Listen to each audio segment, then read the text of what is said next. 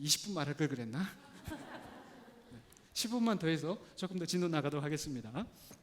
자, 그리고 나서 이제 민수기에서는 이스라엘 백성들의 이제 광야의 생활이 시작됩니다. 그래서 시내산에 머무르면서 1년 동안 머무르면서 하나님과 언약을 맺고 성막을 짓고, 또 성막에서 우리 하나님과 함께 사시는 하나님께 어떻게 제사로서 하나님을 섬길 것인가, 어떻게 거룩하게 살 것인가를 다 설명을 받은 다음에 이제 민수기에서는 드디어 이 시내산을 떠나서 약속의 땅에 가기까지 광야의 그 여정을 지금 보여주고 있습니다.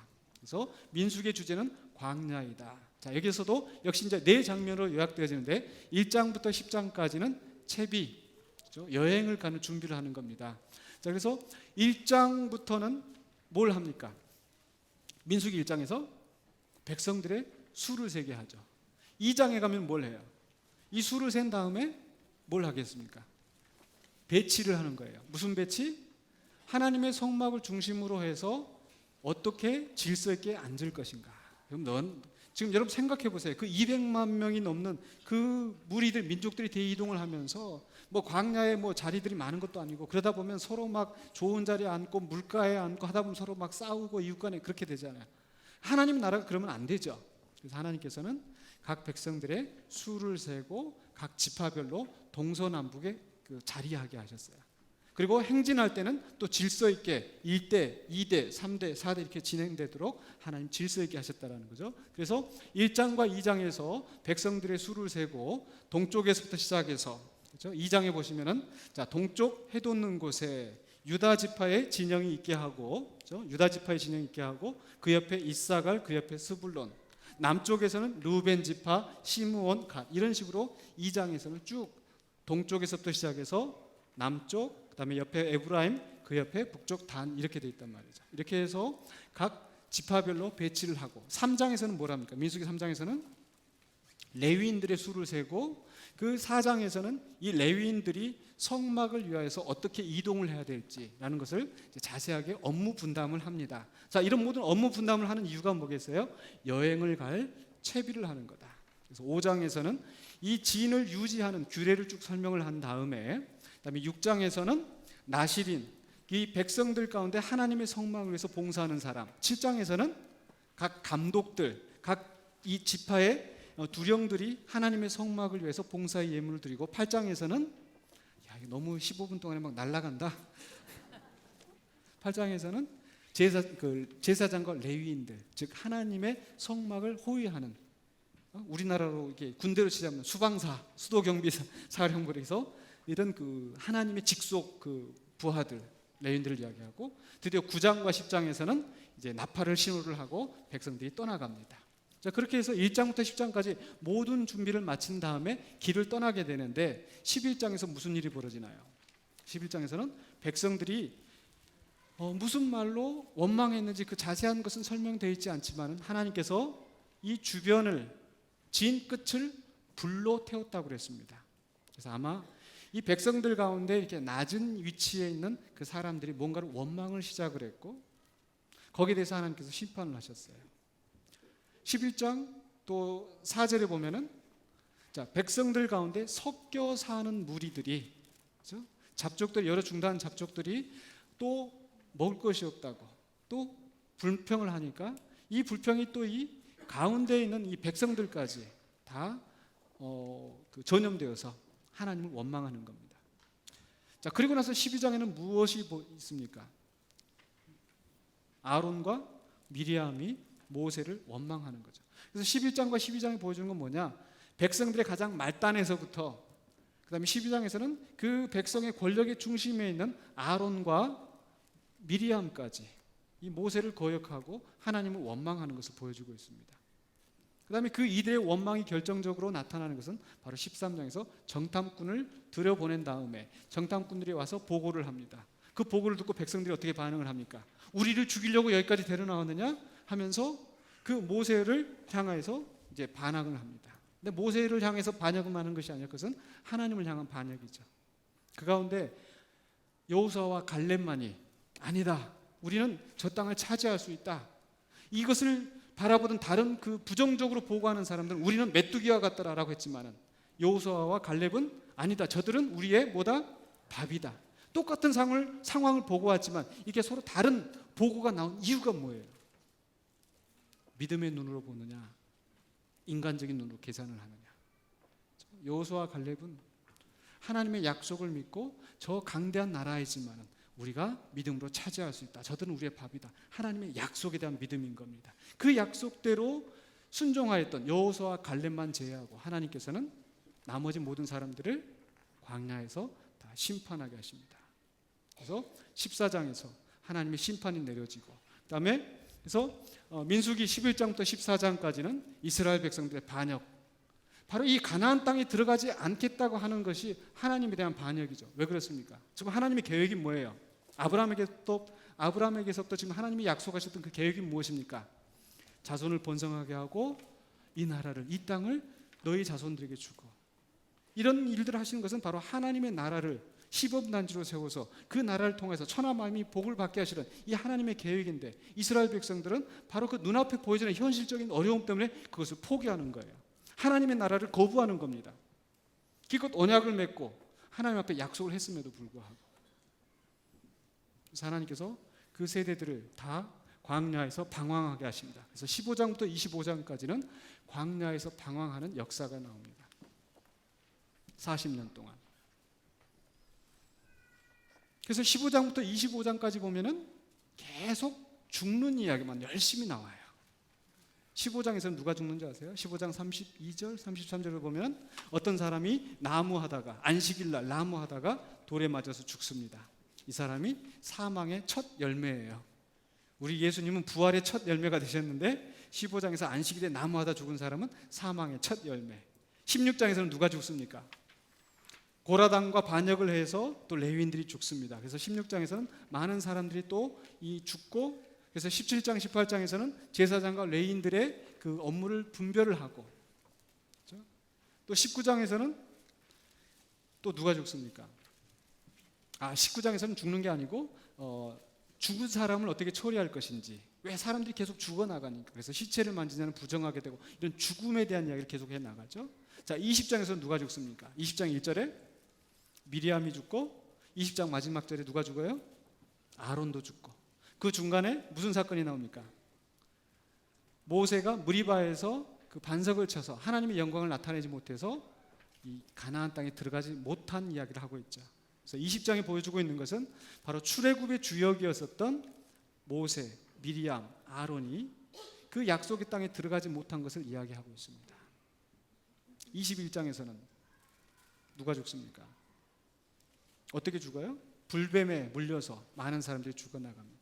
자, 그런데 이렇게 계속해서 사람들이 죽어나가는 가운데 이스라엘 백성들에게는 이들은 과연 저주받은 백성인가? 그런가요? 저주받은 백성이 아니라는 증거가 22장부터 24장까지 나타나죠. 누구의 이야기를 통해서? 발람의 이야기를 통해서. 모압 왕이 이 이스라엘 백성을 저주하게 했지만은, 그러나 하나님은 그 백성을, 비록 그 백성이 심판을 받아서 죽어나가고 있는 상황이지만 하나님의 계획은 반드시 이 백성을 인도하여서 그 땅으로 들이실 계획을 가지고 계시는 겁니다. 그래서 하나님은 이 백성을 심판하시는 가운데서도 하나님 나라를 위한 그 계획을 포기하지 않으세요. 그래서 발람을 통해서 축복하게 하시고, 마지막 25장에서 사람들이 어떻게 죽습니까? 모압 평지에서 모압 여인들과 음행하다가 전염병이 돌아서 연병으로 많은 사람들이 죽어갑니다. 이렇게 해서 많은 사람들이 죽은 다음에 26장에서 뭘 합니까? 두 번째 인구 조사를 합니다. 그래서 민수기의 제목은 백성들의 수를 센다는 뜻이에요. 1장에서 백성들의 수를 셌죠. 26장에서 두 번째 인구 조사를 합니다. 왜 이렇게 두 번의 인구 조사를 했어야 됐습니까? 백성들이 하나님의 뜻대로 그 나라에 들어가려고 하지 않았기 때문에. 그래서 출애굽 세대가 다 죽고 26장에서는 이제 신세대가 등장합니다. 그래서 자, 이스라엘 백성들이 시내를 떠나서 이제 가데스 바네아에 가다가 여기서 40년 동안 방황하다가, 시간이 없어서 지금 빨리 올려 보냈습니다. 40년이 지났어요. 이 40년 동안 방황하다가 출애굽 세대가 다 죽고 이제 이 세 세대를 숫자를 세기 시작합니다. 왜 숫자를 셌을까요? 아까 처음에 1장에서 수를 셀 때는 여행 갈 채비를 위해서, 또 장막을 어떻게 배치하느냐, 여행을 위한 준비에 숫자를 셌었습니다. 두 번째 인구조사는 왜 했을까요? 두 번째 인구조사는 그 땅을 분배하기 위하여서. 그렇죠? 그래서 26장에서 땅을 다 분배한 다음에 제비를 뽑아서 그 땅을 분배하게 합니다. 분배하게 할 때 어떻게 분배를 해요? 힘 있는 사람은 좋은 곳을 차지하고 힘 있는 사람은 많은 곳을 차지하고 그렇게 하지 않으셨죠. 각 숫자대로 균등하게 분배하게 하시고, 좋은 곳은 누가 차지해요? 힘 있는 사람이, 권력 있는 사람이, 돈 많은 사람이, 어른이 아니죠. 어떻게? 제비를 뽑아서. 그래서 하나님의 뜻대로 균등하게 하나님 나라의 유업을 나누게 하셨습니다. 이게 26장에서부터 이 분배의 이야기를 쭉 설명하고 있습니다. 그래서 26장부터 36장까지는 이제 신세대의 이야기로서 이제 이 백성이 약속의 땅에 들어가서 그 땅을 분배하여서 차지하게 될 것을 준비하게 합니다. 그래서 26장부터 36장까지는 신세대의 이야기입니다. 자, 그리고 나서 신명기에 넘어가면은, 자, 신명기는 한마디로 말해서 설교다. 무슨 설교?